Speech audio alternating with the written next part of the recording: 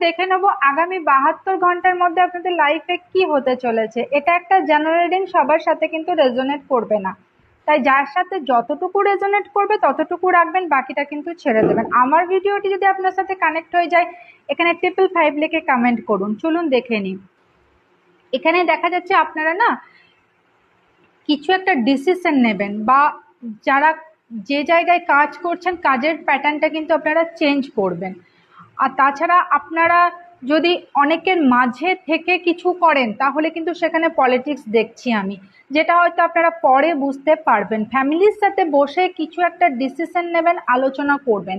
কোথাও যদি টাকা আটকে ছিল বা কোনো খবর আটকে ছিল, আসবে কি আসবে না সেটা কিন্তু আসার চান্স আছে।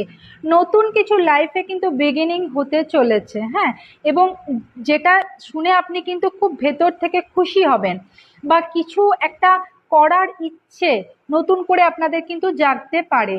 অতদিন ধরে যে কাজটা আপনি করাতে পারছিলেন না, এবার কিন্তু সেই কাজটা আপনি বুদ্ধি দিয়ে বা ম্যানিপুলেট করে কিন্তু করাতে পারবেন।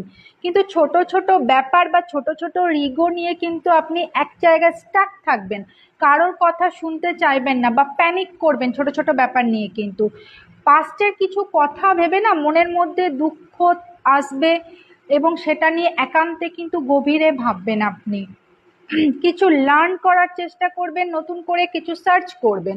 ফ্যামিলির সাথে কিন্তু ছোটোখাটো মিসআন্ডারস্ট্যান্ডিং, ঝগড়া হবে, ছোটোখাটো লস হতে পারে, হেলথের একটু প্রবলেম হতে পারে, যেমন পিঠে ব্যথা, ঘাড়ে ব্যথা, মাথার মধ্যে একটা যন্ত্রণা, হালকা বমিটিং ব্যাপার, বা একটু একটু ভুলভাল স্বপ্ন দেখা, এরকম কিন্তু হবার একটা চান্স আছে। Thank you.